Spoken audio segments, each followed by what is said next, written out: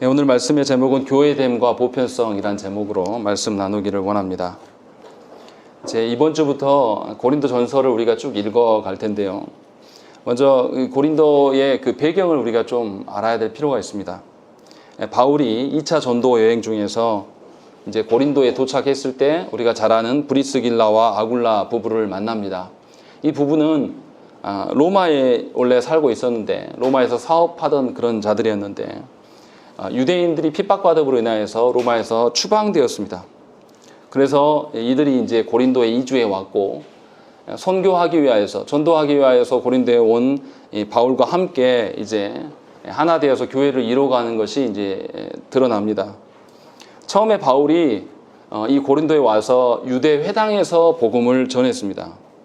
그런데 우리가 아시는 것처럼 사도행전에 나타난 것처럼 회당에서 복음을 전하자 많은 유대인들이 개종하고 회심하기 시작했습니다. 그래서 유대인들이 이제 질투하고 시기하면서 바울에게 회당에서 나갈 것을 종용하고 결국 이제 회당에서 쫓겨나게 되고 유수도라고 하는 그 사람의 집에서 드디어 고린도 교회가 시작됩니다. 그리고 거기에서 사도 바울이 1년 반 정도 말씀을 전하고 그들을 목양을 했습니다. 그리고 1년 반 이후에 이제 고린도 교회를 떠나서 다른 곳으로 또 전도 여행을 가게 됐습니다. 그런데 이제 바울이 그 교회를 떠나면서 그 교회의 문제의 심각성을 너무나 잘 알고 있었는데 그 이후에 지도자가 떠난 이후에 교회 안에 드러나는 각종 문제들이 이제 아예 수면 위로 올라오는 것이죠. 그래서 이 문제들을 이 고린도 성도들이 편지로 바울에게 계속 보냈습니다. 그리고 그 편지에 응한 방식으로 드러난 것이 우리가 보고 있는 고린도 전후서의 말씀이에요. 그러니까 사도 바울이 교회를 떠났음에도 불구하고 이 교회가 말씀으로 어떻게 세워져 갈 것들을 계속 권면하는 내용이 고린도 전후서의 내용이고 또 그 안에 바울을 불신하기도 하고 또 바울이 전한 복음에 대해서 오해됨이 분명히 드러나 있는 말씀입니다. 그래서 이 고린도 전서를 통해서 우리가 보고자 하는 것은 우리의 시대의 한국교회의 모습이 사실은 고린도 전서로 여실히 볼 수가 있는 것이고 그것 안에서 우리가 어떠한 관점을 서야 되는지가 굉장히 중요한 말씀입니다. 그래서 오늘부터 몇 달간은 계속해서 이제 고린도 전서의 말씀을 이제 보고자 합니다. 이제 그리고 고린도 도시의 이제 어떠함을 먼저 우리가 봐야 됩니다. 고린도는 항구가 2개 있는 도시였어요. 그리고 아시아와 유럽을 잇는 어떤 무역의 중심지였습니다. 그래서 이 고린도는 굉장히 풍부하고 부유했습니다. 돈이 많으면 일반적으로 어떠합니까? 사람들의 타락이 이제 드러나는데 거기에 추가적으로 이 고린도에 그리스의 어떤 신들에 대한 믿음들이 있었습니다. 우리가 아는 포세이돈이나 아프로디테의 그런 신들이 굉장히 많았는데요. 들려지는 말로는 신전이 10몇 개 됐다고 이야기를 합니다. 특별히 이제 아프로디테가 사실은 문제가 되는데요. 그리스 신화에서는 굉장히 이제 사랑의 신으로 등장하지만 성경에서 그리고 있는 어떤 고린도의 모습은 아프로디테의 영향이 굉장히 큽니다. 이 아프로디테가 사랑과 생식의 여신인데요. 이 생식에 대한 부분들이 굉장히 강력하기 때문에 이 아프로디테 신전에는 신전 창녀가 1000명이나 되었다고 합니다. 그러니까 종교 행위를 일삼고 아프로디테의 신전에 나아가서 성행위를 하고 돌아오는 거. 이게 합법이에요. 불법이 아니라. 그러니까 이 고린도에는 성문화가 굉장히 창궐할 수밖에 없는 것이고 이것이 이제 합법적으로 되어 있기 때문에 아주 성적으로 문란한 도시였음을 우리가 알 수 있습니다. 그리고 당시의 문헌들을 살펴보면 고린도인이 되다라는 이런 말이 있어요. 이것은 우리 말처럼 이런 거죠. 서울 사람처럼 돼버렸다. 이 말이 어떤 의미입니까? 우리 어떤 부드럽고 좋아졌다는 뜻입니까? 부정적인 의미입니까? 약간 깍쟁이 같다, 서울 사람 같다라는 것은 우리가 그렇게 쓰잖아요. 그런 것처럼 고린도인이 됐다. 이 말은 아주 성적으로 타락하고 좋지 않은 인간을 이렇게 이제 지칭할 때 고린도인이 돼버렸다라고 말을 했다라는 것이죠. 그만큼 고린도가 부흥했지만 굉장히 풍성한 도시였지만 유흥과 종교적으로 아주 타락한 도시였음을 우리가 알 수 있습니다. 그리고 또 무엇보다도 가장 중요한 것은 고린도가 헬라 문화의 중심지였어요. 헬라 문화의 이원론적인 사상이 그들 안에 있기 때문에 이 고린도 도시인들의 생각은 육은 악하고 영은 선하다, 이런 개념이 이제 굉장히 박혀 있고, 또 헬라 문화에서 가장 중요시하는 것이 뭐냐면 지혜 문화입니다. 지혜를 쫓고 지혜를 따르는 것이 이들에게 아주 박혀 있는 사상이에요. 우리와 정서하고는 약간 다르죠. 그래서 지혜를 쫓기 위해서 각종 토론 문화가 활발하게 되어 있고, 그래서 자기의 그 지혜와 판단력을 자랑하는 것이 이들의 문화였습니다. 제가 왜 이렇게 고린도 도시에서 쭉 이야기를 하냐면, 바로 이러한 사상적인 토대가 있기 때문에 복음이 들어가서 오해됨이 이제 드러나는 것이죠. 한국 교회의 문제는 뭡니까? 한국 교회 안에 뿌리 깊은 유교적인 전통과 샤머니즘적인 요소가 있기 때문에 복음이 들어왔는데 복음을 맹목적으로 믿게 되는 것이죠. 뭔가 신비적으로 믿는 것에 더 유행하게 되는 것이고, 이런 우리의 병폐들이 있는 것처럼 이 고린도 교회 안에도 이러한 문제들이 있었습니다. 분명히 헬라적인 이원론적인 사상과 또 헬라의 지혜를 쫓고 자랑하는 문화가 이들 가운데 있기 때문에 이 고린도 성도들이 복음을 온전하게 이해하기가 어려웠습니다. 바울은 분명히 이렇게 가르쳤어요. 예수 그리스도로 말미암아 신자 되었고 구원을 받은 자들이 교회고, 이 교회된 자들이 예수 그리스도께서 다시 오실 때, 재림하실 때 구원의 완성을 보게 될 것이다, 이렇게 복음을 가르쳤습니다. 그리고 성령 하나님께서 그리스도의 구원을 누리고 완성해 가도록 도우시고 적용하시는 분이시다 라고 하면서 미래에 완성될 분을 도우시는 분으로서의 성령 하나님을 가르치고 소개했습니다. 그런데 고린도 성도들은 이 복음을 이렇게 받아들이지 않았다는 것이죠. 아까 말씀드린 대로 영은 선하고 육은 악하다라고 이렇게 이제 생각하게 되니까, 구원을 어떻게 생각하냐면 이 육적인 영역에서 탈피해 나가는 것, 이것이 구원이라고 생각을 했습니다. 그래서 뭐에 집중하겠습니까? 영적인 현상들에 집중하게 되는 것이죠. 그러니까 성령 하나님이 말씀을 깨닫게 하시고 예수 그리스도의 그 사역을 우리한테 적용하는 하나님으로서 받아들이는 것이 아니라, 성령이 역사하셔서 우리에게 나타나는 현상, 어떤 신비적인 종교적인 현상에 집중하게 되고, 그렇게 되는 것이 구원이라고 그들이 생각을 했다는 것이죠. 그래서 이들이 세례도 오해를 하게 됩니다. 세례 때에 예수 그리스도, 우리가 세례 받을 때 어떻게 합니까? 이렇게 뒤로 수면에 잠기게 하죠. 우리처럼 이게 물 주는 개념이 아니라 침례를 생각하면 됩니다. 침례 때 그 세례의 주관자가, 침례자가 세례자를 이렇게 물속에 이렇게 뒤로 들어가 보셨죠? 죽는 느낌입니다. 굉장히 무섭습니다. 이것을 통해서 죽음을 경험케 하고 다시 일어날 때 그리스도의 부활에 동참한다, 이런 의미로 이제 세례를 가르쳤는데요. 이들이 오해하기 시작했어요. 세례 때 이미 우리는 죽고 부활해버렸다라고 생각을 한 것이죠. 그래서 다시 오실 예수 그리스도를 이들이 생각하지 않았습니다.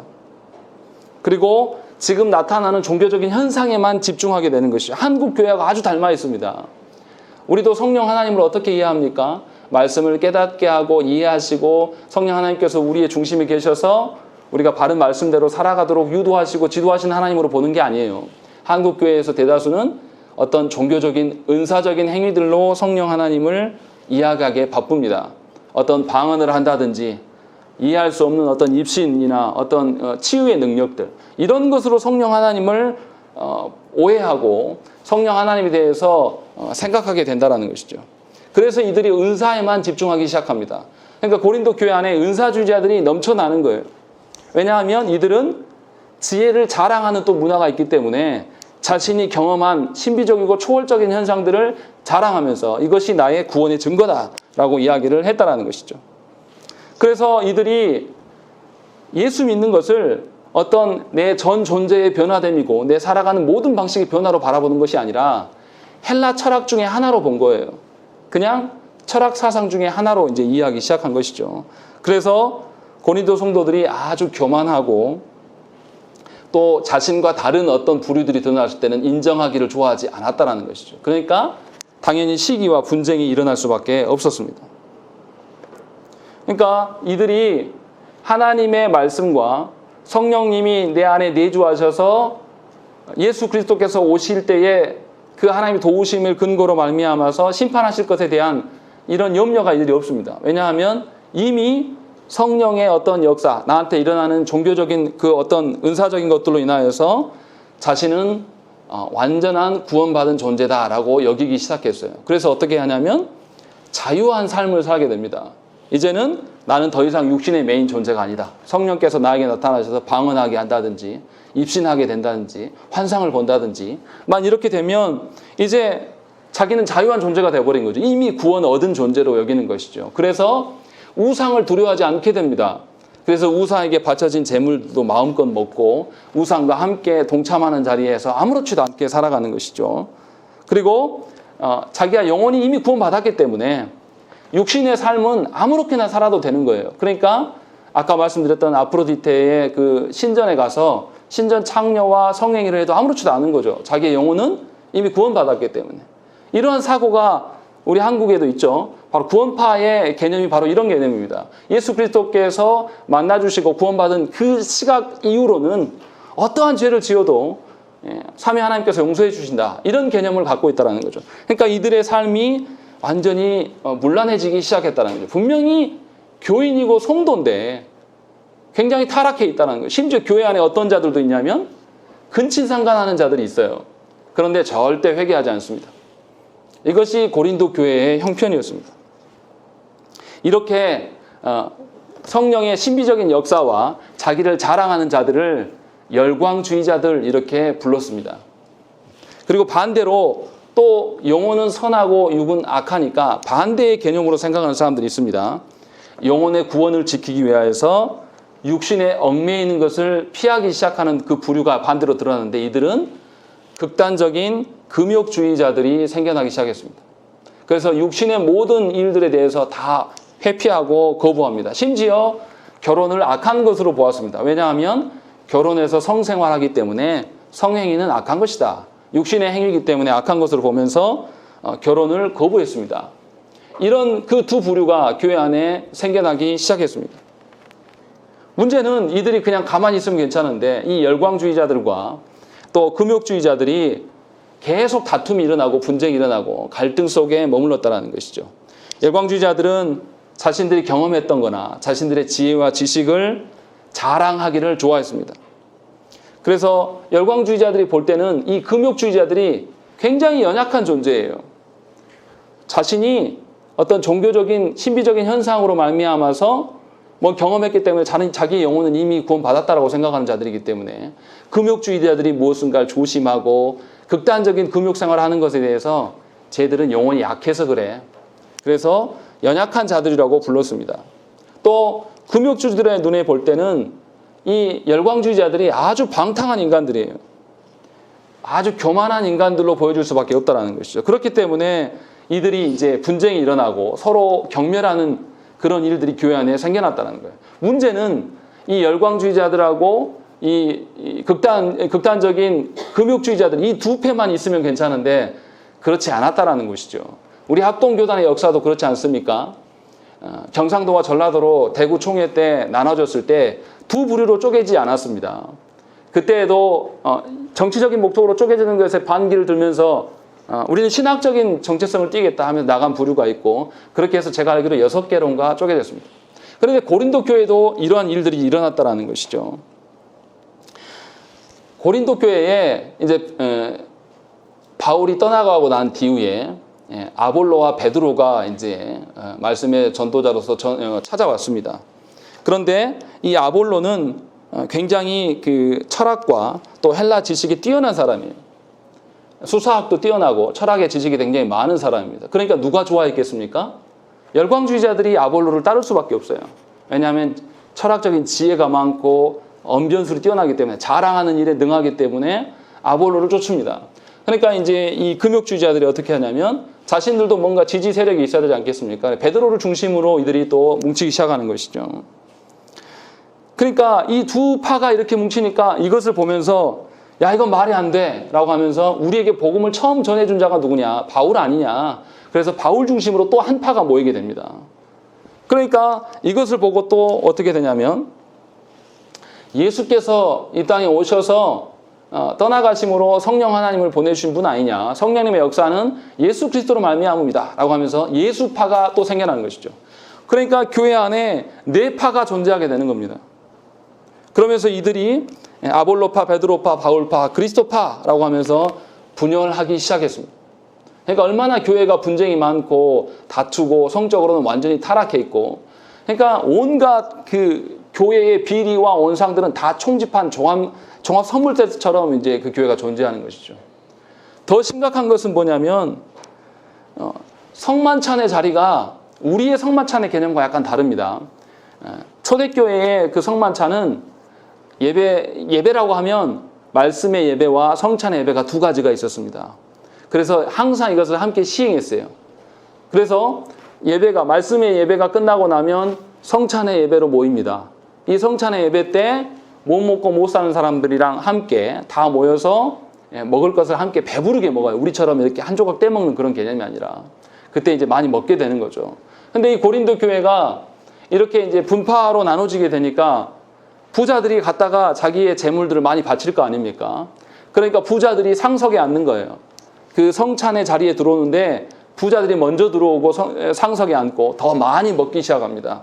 그리고 가난한 사람들을 부자들이 먹고 난 이후에 와서 먹으라고 하는 구조로 바꿔버리는 것이죠. 그러니까 교회 안에 네 개의 분파만 있는 게 아니라 빈부로 인하여서 또 이들이 갈등이 생겨나고, 심지어 예수께서 제정해 주신 성찬까지도 병든 상태로 이제 존재하는 것이에요. 그러니까 교회가 교회답지 않은 것이죠. 아주 이게 말로 설명하기 어려울 정도로 완전히 타락한 모습으로 이제 드러나 있다는 것이죠. 그런데 이제 여기까지가 서론입니다. 죄송합니다.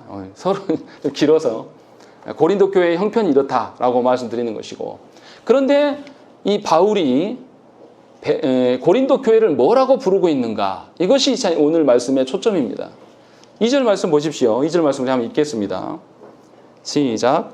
고린도에 계시는 하나님의 교회 곧 그리스도 예수 안에서 거룩하여지고 성도라 부르심을 받은 자들과 또 각처에서 우리의 주 곧 그들과 우리의 주 되신 예수 그리스도의 이름을 부르는 모든 자들에게. 예, 바울이 뭐라고 인사하고 있냐면 고린도 교회가 하나님의 교회다. 또 예수 그리스도로 말미암아서 거룩해진 자들이다. 그리고 예수 그리스도의 이름을 부르는 자들이다. 이렇게 말하고 있다는 것이죠. 바울이 고린도 교회의 형편을 몰랐을까요? 바울이 고린도 전서를 쓰게 된 그 원인은 뭐냐면, 바울이 그 교회를 떠나왔을 때 그 교회에 많은 분쟁과 문제들이 생겨나니까 이것들을 바울에게 그 고민을 상담하려고 편지를 먼저 보냈어요. 그것에 대한 반응으로서의 고린도 전서가 있는 거예요. 그러니까 고린도 교회의 상황을 바울이 몰랐을 리가 없다라는 것이죠. 그런데도 불구하고 바울이 고린도 교회를 향해서 뭐라고 이야기하냐면 하나님의 교회고 거룩한 교회고 예수 그리스도를 부르는 자들이다 라고 이렇게 말한다는 것이죠. 현실하고 맞습니까? 맞지 않습니까? 이상할 정도로 왜 이렇게 부르고 있을까? 이런 생각이 드는 것이죠. 우리는 어떻습니까? 교회 타락을 보고 또 한국 정치의 타락을 보면서 우리는 어떻게 해요? 특히 우리 전라도 사람들 어떻습니까? 굉장히 반기를 들고 문제에 대해서 지적을 하죠. 이것이 합당한 거죠. 그런데 사도 바울은 이렇게 행하지 않고 있다는 것입니다. 여기에서 우리가 뭔가 이상한 점을 발견해야 되는 것이죠. 많은 성도들이 타락해버린 한국교회의 현실 속에서 굉장히 힘들어합니다. 좌절하고 낭망해요. 한국교회의 뉴스들이 나올 때 선하고 거룩한 뉴스들이 별로 안 나와요. 대부분 다 목사의 타락과 교회 중직자들의 타락이 태반입니다. 그런데도 불구하고 바울의 입장은 무엇이냐면, 이 고린도 교회의 그 음탕하고 타락함을 알음에도 불구하고 분명히 교회는 하나님께서 세우셨다. 그리고 교회는 하나님께서 인도하시고 교회의 주인은 사람이 아니라 하나님이시다 라는 이 마음이 있었다라는 것이죠. 그렇기 때문에 이 바울이 타락한 교회를 향해서 현실의 어떠함을 반응하는 식으로 반응하는 것이 아니라 주인 대신 하나님께 반응한 자로 그가 서 있음을 우리가 보셔야 된다는 것입니다. 현재 한국 교회의 그 성도들이 교회를 바라보는 시각은 어떠합니까? 분명히 말로는 하나님이 주인 되신다라고 말을 할지 몰라요. 그런데 놀라운 것은 교단에 따라서 또 목사에 따라서 지역에 따라서 교회의 형태와 모양과 정체성이 너무나 달라요. 그리고 이 다른 것을 이상하게 여기지 않습니다. 놀랍게도 다 인정해주는 분위기란 말이죠. 같은 장로교 안에서도 성경적인 교회론에 집중하는 것이 아니라 현신에 드러난 교회의 상황과 형편만을 이해하면서 전혀 다른 방식으로 예배하는데도 그냥 인정해주는 분위기입니다. 우리 노예에서도 그렇고요. 우리 교단에서도 그렇게 합니다. 그리고 교회는 원래 다양한 것이라고 말해버립니다. 그래서 목회자들이 어떻게 합니까? 교회에 어떤 보편성이 있어야 될 터인데 최소한 장로교회라면 어떤 정체성이 있어야 될 거 아니겠습니까? 그런데 이 정체성의 기준들을 말하지 않아요. 장로교 안에서 통용되는 신앙고백서가 웨스트민스터 신앙고백서지 않습니까? 근데 그것조차도 모르는 목사들이 태반입니다. 아예 그 기준을 꺼내지 않습니다. 그리고 어떻게 이야기하냐면 그 교회에 각 교회가 갖고 있는 특수적인 상황들, 특이한 상황들을 뭔가 연구하기를 원해요. 그래서 어떻게 합니까? 크고 강력한 교회들이 이렇게 성장했다라고 하면 그 방법을 가져오려고 애를 쓰는 거죠. 그러니까 다른 교회에서 두 날개 프로그램을 하면 전부 다 그걸 따라하는 거예요. 그 다른 교회에서 또 이런 전도법으로 뭐 성도들을 모았다 하면은 이렇게 하고, 다른 교회가 카페를 지으면 전부 다 카페를 짓고, 이런 방식으로 서 있는 거죠. 그러니까 교회에 보편성이 있는 게 아니라 한국 교회는 교회의 특수성만을 이야기를 하는 거예요. 지역에 따라서, 목회자에 따라서, 그들의 삶의 터전에 따라서, 그들의 교회의 구성원의 연령층에 따라서, 인종에 따라서 전부 특수성을 허용해줘 버립니다. 그러니까 장로교인지 감리교인지 순복음교회인지 이건 알 수가 없는 구조 속에 우리가 놓여 있는 것이죠. 그냥 자신이 믿고 싶으면 그냥 믿는 겁니다. 자기가 원하는 방식으로 예수를 믿고 살아가는 거예요. 그러니까 교회 안에 보편성이 사라져 버렸습니다. 그렇게 돼서 어떻게 됐습니까? 성경적으로 뭔가 일맥상통한 교회됨이 있어야 되는 것이 정상 아니겠습니까? 광주에 있는 장로교회나 부산에 있는 장로교회나 서울에 있는 장로교회나 최소한 어느 정도의 보편성을 띄어야 되는데, 그 보편성을 이야기하면 목사님들조차도 그것을 주장하는 사람들을 외면하고 그들을 향해서 분리주의자라고 매도합니다. 저 역시도 그런 소리를 많이 들었어요. 분명히 장로교회인데 장로교회다움이 없는 거죠. 분명히 지역과 성도나 목회자가 달라져도 하나님은 동일한 하나님이시고 우리는 초대교회 또 종교개혁의 후손인 교회이기 때문에 동일한 신앙 고백과 동일한 보편성을 띄어야 되는 것이 정상이에요. 그런데 이게 없다라는 것이죠. 분명히 우리가 유일하신 하나님을 믿고 성경을 믿으면서 신앙생활을 한다고 말은 합니다. 그래서 유일성과 배타성을 주장합니다. 그런데 목회 현장을 살펴보면 유일성과 배타성이 전혀 없습니다. 그냥 상대성만 남아있는 것이죠. 마치 사사기에서 무슨 이야기를 했습니까? 사사기에서 반복되는 말씀이 뭡니까? 자신의 소견에 오른 대로 살았다. 이 말씀들이 계속 반복되지 않습니까? 사사기의 시대가 암흑의 시대지 않습니까? 하나님을 섬기지 않고 하나님 앞에서 지속성을 띠지 않는 신앙생활, 자신들이 살만하면 하나님을 떠나가고 자신이 원하는 대로 살다가 또 죽을 고비에 놓이면 하나님을 찾는, 이것에 대한 계속 반복이지 않습니까? 이런 악한 시대의 모습들이 사실은 한국교회의 현실입니다. 고린도 교회 또한 이러한 방식으로 서 있는 것이죠. 그런데 바울은 분명히 교회됨에 있어서 고린도 교회의 현실이 어떠하든지 간에 그 이야기를 하지 않아요. 고린도 교회가 편지로 바울에게 도움을 요청했어요. 불렀단 말이죠. 그런데 그들의 입맛과 기호에 맞춰서 말하고 있지 않는다는 것이죠. 분명히 상상하기도, 입에 담기도 힘든 문제를 갖고 있는 교회임에도 불구하고 바울은 하나님께서 주신 기준으로 이 교회된 자들에게 지금 인사하고 있는 것입니다. 만약에 바울이 고린도 교회 성도들에게 환심을 사려고 했다면 아마 이렇게 말하지 않았을 거예요. 오히려 더 하나님의 기준이 아니라 그들의 형편을 이해하는 방식으로, 그럴 수 있어요. 예. 지금 고린도 교회가 얼마든지 그럴 수 있어요. 이렇게 말했을 것입니다. 그런데 바울은 그렇게 말하고 있지 않다라는 것이죠. 바울이 얼마나 많은 교회를 개척하고 목양했습니까? 바울이 개척한 교회 중에서 착하고 충성된 교회들도 얼마나 많았습니까? 그러면 바울이 교회의 기준을 몰랐을 리가 없습니다. 지역별로의 교회의 특수성을 모르는 자가 분명히 아니에요. 다 알고 있음에도 불구하고 바울은 타락해버린 현실의 성도들을 반응하고 있는 것이 아니라 하나님께서 말씀하시는 교회를 말하고자 한다는 것이죠. 다시 말하면 타락한 이 고린도 교회 안에서도 너희의 교회됨과 너희의 교회됨의 보편성이 무엇인가, 이것을 근거로 말미암아서 그들에게 지금 부르고 있는 것입니다. 우리식으로 다시 적용하면 바울은 교회의 어떤 성화됨의 정도나 부흥의 정도로 인하여서 교회를 다르게 부르고 있지 않다라는 것이죠. 모두 다 동일한 교회만을 이야기를 하고 있는 거예요. 바울의 서신서에서 계속 이야기하는 것은 뭐냐면 딱 두 부류의 교회만 이야기합니다. 참된 교회와 거짓 교회만을 이야기를 하고 있다는 것이죠. 참된 교회만이 진짜 교회고 나머지 어설픈 교회들은 다 거짓 교회라고 치부하는 거예요. 그러면서 하나님의 기준으로 돌아올 것을 명령하고 있는 것입니다. 그래서 처음에 인사부터도 이렇게 이야기를 하고 있는 거죠.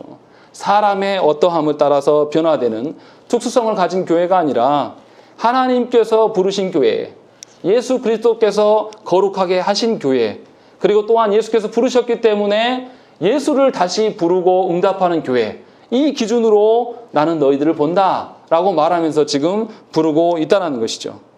그렇기 때문에 저와 여러분들이 교회를 바라보면서 좋은 교회, 조금 덜 좋은 교회, 안 좋은 교회, 나쁜 교회, 더 나쁜 교회, 이렇게 볼 수 없다는 거예요.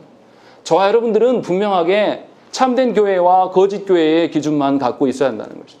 우리가 속한 교회가 참된 교회 되기 위하여서 우리가 그 방향으로 서야 하고 그 방향으로 하나님께 나아가야 돼요. 그것이 아니고 우리의 형편과 상황이 이러니까 성도들의 어떠한 신앙생활 하는 패턴과 신앙생활 하는 어떤 이런 것들을 봐주고 이해하는 것이 아니라 그것이 사랑하는 것이 아니에요. 오히려 거짓되게 만드는 것이고 교회의 보편성을 훼손하는 것이 주된 어떤 그런 오류로 드러날 수밖에 없다는 것이죠. 그래서 저와 여러분들이 분명히 교회를 이야기할 때 보편성을 분명히 보아야 돼요.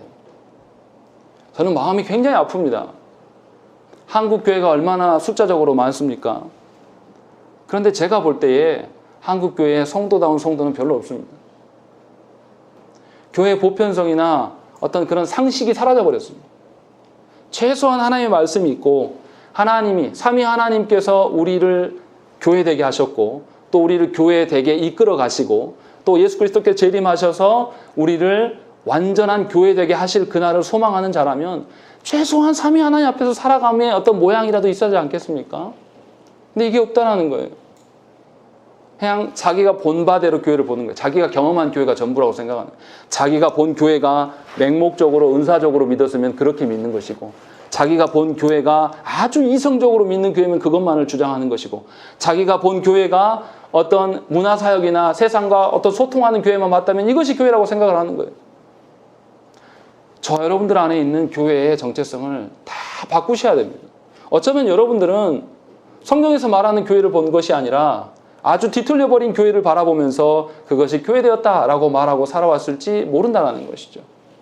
그런 점에 있어서 바울이 고린도 교회를 향하여서 어떻게 부르고 있는가, 이것은 굉장히 중요한 이야기입니다. 2절에 보시면 바울이 고린도에 있는 하나님의 교회라고 부르고 있습니다. 하나님께서 교회되게 하셨다라는 것이죠. 모든 성도는 하나님께서 친히 부르셨습니다. 사람이 볼 때에 어떠한 기준으로 부른 것이 아니라 하나님의 기준으로서 우리를 다 불러놓은 것이죠. 그러니까 세계에 있는 모든 그리스도인들은 그들의 지역이나 어떤 사람 수나 인종이나 장소나 문화나 이런 거 상관이 없다는 것이죠. 하나님께서 불러 모으셨음을 저와 여러분들이 기억하셔야 한다는 것이죠. 교회가 아무리 타락했어도 하나님이 불러놓으셨기 때문에 분명히 우리는 하나님의 기준으로 교회를 봐야 되는 것입니다.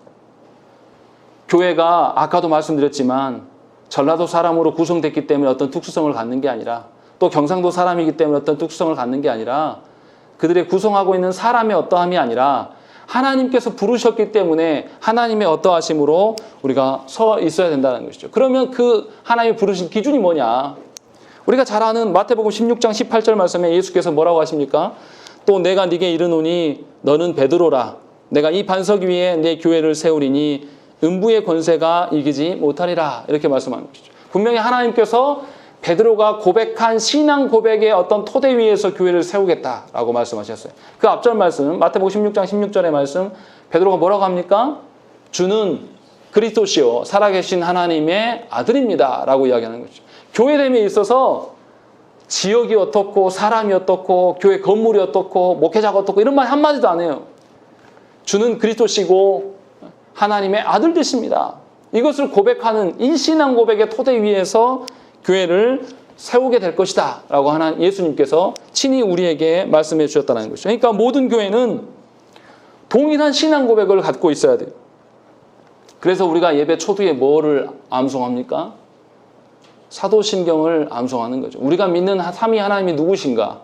그리고 그 삼위 하나님이 우리에게 무엇을 행하셨고 앞으로 무엇을 이루실 것인가? 이것을 고백하는 것이 사도신경의 내용인 것이죠.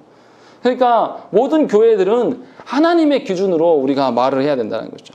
바른 신앙 고백이 있어야 되고 그 신앙 고백을 기준으로 말미암아 신자됨의 그 어떠함을 이야기해야 된다는 것이죠. 우리의 형편과 상황과 우리의 경험에 의존해서 교회를 논할 수 없다는 것입니다.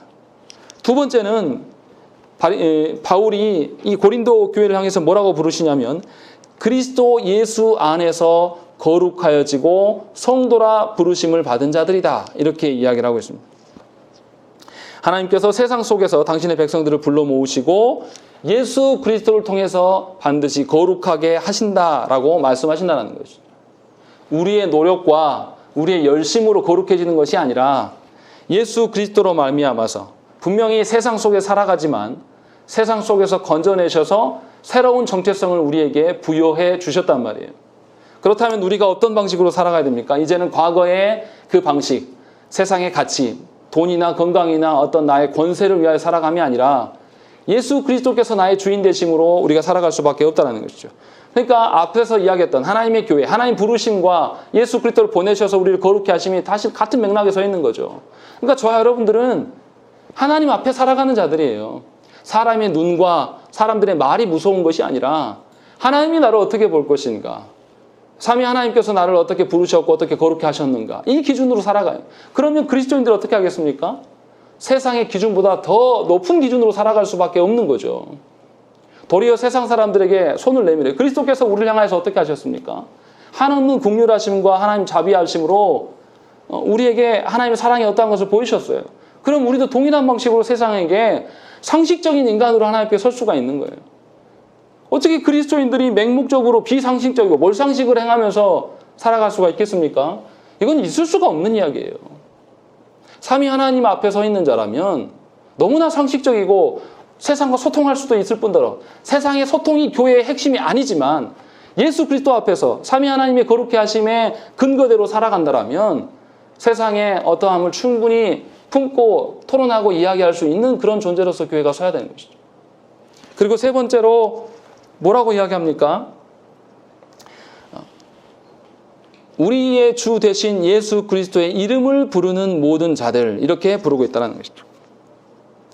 하나님께서 세상 속에서 당신의 백성들을 불러 모으시고 예수 그리스도를 통해서 반드시 거룩하게 하십니다.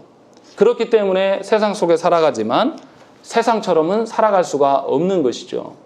성도된 자들은, 교회된 자들은 하나님께서 부르신 자대로, 부르신 방편대로 살아가는 것이에요. 그래서 하나님이 원하신 바가 무엇이는 대로 하나님의 이름을 걸고 살아가는 자들이에요. 이 절을 종합해서 보면 어떻게 보이냐면 우리 성경대로 쓰여진 것을 보면 두 부류를 부르는 것 같아요. 보세요. 성도라 부르심을 받은 자들과 라고 되어 있고 또 예수 그리스도의 이름을 부르는 모든 자들에게, 이렇게 이제 두 부류를 부른 것처럼 번역을 해놨습니다. 그런데 원어 성경으로 보면 그렇지 않아요. 인과관계로 되어 있습니다. 하나님께서 부르셔서 그리스도 예수로 말미암아 거룩게 된 자들은 반드시 예수 그리스도를 부르고 살아간다. 이런 맥락으로 써여져 있는 원래 본문이 그래요. 그러니까 지금 바울이 부르고 있는 이 방식으로 봤을 때 교회됨이 무엇인가라는 것을 분명히 우리가 아셔야 된다는 것이죠. 삼위 하나님 앞에 서 있는 자들이고 삼위 하나님이 부르셔서 삼위 하나님이 거룩히 하시고 그렇기 때문에 우리는 삼위 하나님께서 부르신 방편대로 하나님의 이름을 부르짖고 살아갈 수밖에 없는 자들, 이것이 교회됨이라는 것이죠. 정리하면 이런 거예요. 고린도 교회가 헬라 문화에 아주 익숙한 그런 교회입니다. 또 이교적으로 아주 타락한 성생활이 또 종교성이 완전히 타락한 그런 도시 속에 살아가는 성도들이에요. 그런데도 불구하고 바울은 이 교회를 향하여서 그들의 현실과 상황은 다 빼버리고 하나님께서 그들을 어떻게 대하셨는가를 이야기를 하고 계신다는 것이죠. 그리고 나서 3절에 뭐라고 합니까? 우리 함께 읽겠습니다. 3절 말씀 읽겠습니다. 시작. 하나님 우리 아버지와 주 예수 그리스도로부터 은혜와 평강이 있기를 원하노라. 바울은 분명하게 뭐라고 말씀하냐면 그들에게 하나님의 복을 빕니다. 하나님 우리 아버지와 주 예수 그리스도로부터 온 은혜, 이게 무엇입니까? 이게 교회됨이에요. 교회됨 자체가 은혜이고 또 교회된 자들만이 하나님께서 주시는 평강을 누릴 수 있는 자들이다. 너희들이 세상 안에서 어떠한 쾌락과 만족과 너희들의 존재됨을 자랑하지 말고 하나님 앞에서의 그 은혜를 누리고 하나님께서 주시는 요동하지 않는 그 평안함을 누려라. 이것이 평강이다 라고 말하면서 이것으로 그들에게 복을 빌고 있다는 것입니다. 무슨 말씀입니까? 바울은 그들의 처지와 상황이 시궁창 같고 하나님 앞에 도저히 설 수 없는 자들이기 때문에 도리어 더 그들의 형편에 반응하지 않고 하나님의 말씀의 기준으로 그들을 대해주고 하나님이 역사하셨을 때 지금 비록 그들이 이러한 상태이지만 분명히 삼위 하나님 앞에서 거룩해 줄 수 있는 자들이다 라고 이야기하면서 하나님의 복으로 그들에게 복을 비르고 있다는 것입니다. 저와 여러분들이 어떻게 살아야 되겠습니까? 한국교회가 타락할 대로 타락해버렸어요. 어제도 제가 들은 이야기인데 광주의 어떤 교회에서 목사님이 교회 건축할 때 대출 받는데 자기 이름으로 똑같이 대출 받았다가 걸린 거예요. 그래서 쫓겨났다는 뭐 그런 이야기가 아주 큰 교회입니다. 마음이 너무 아파요. 어떻게 목사가 이럴 수 있지? 어떻게 장로가 이럴 수 있지? 이런 생각 계속 듭니다. 뉴스를 들어보면. 거기에서 우리가 비난하고 그 타락한 자들을 반응하는 방식으로 계속 서면 제 영혼이 어떻게 되겠습니까? 염세적으로 될 것이고 좌절하고 낙망하게 될 거예요. 저도 그런 적이 있습니다.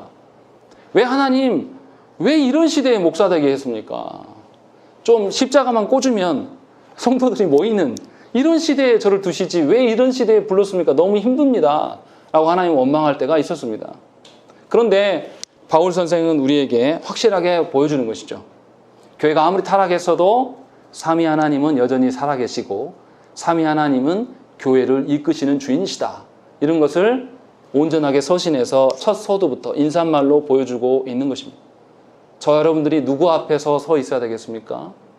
삼위 하나님 앞에서 살아가는 자들이어야 돼야 돼요. 여러분들의 현실이 쉽다라고 말씀드리는 게 아닙니다. 우리의 현실은 굉장히 고통스럽고 고단하고 괴로워요. 특별히 한국교회가 타락할 대로 타락해서 무너져 가고 있는 상황입니다. 세상이 교회를 보며 개독교라고 욕해요. 욕할 만합니다. 변명할 어떤 게 없어요. 이러한 시대 속에서 우리를 부르셨다라면 우리가 누구에게 반응해야 되겠습니까? 하나님의 그 어떠하심을 근거해서 더더욱 더 열심히 사셔야 되는 것이죠. 우리의 교회됨은 반드시 하나님이 주신 보편적인 신앙 고백 위에 서 있는 것이고 그렇기 때문에 신자는 교회를 토대로 인하여서 말씀을 먹고 자라가는 자예요. 그러니까 도리어 우리가 교회됨에 있어서 인간적인 관계나 인간적인 방법이나 어떤 세상에 사람 모으는 어떤 방식으로 교회됨을 세우려고 하지 마시고 하나님께 의존하면서 서셔야 되고 차라리 우리가 삼위 하나님을 닮지 못함에 대해서 회개하시고 삼위 하나님을 더 사랑하고 삼위 하나님 앞에서 살기를 소망함으로 서셔야 된다는 것이죠. 마찬가지 원리로 하나님께서 분명하게 교회에 보편성을 주셨고 우리 가정 안에 모든 보편성을 허락하셨습니다. 그렇기 때문에 저와 여러분들이 하나님 주신 자녀들을 양육해 나아갈 때에 세상의 어떠함이 아니라 하나님 앞에서의 그 자녀됨과 부모됨을 유지하면서 살기를 간절히 소망해야 됩니다. 그러할 때 하나님께서 우리의 가정과 우리 교회를 지키시고 분명히 이끌어 가실 것입니다. 제가 바라기는 정향에 속한 모든 영혼들과 그 가정들이 하나님 앞에서 살아가는, 그래서 하나님께서 인정해 주시는 그런 존재들 되기를 간절히 축원합니다. 우리 함께 기도하겠습니다.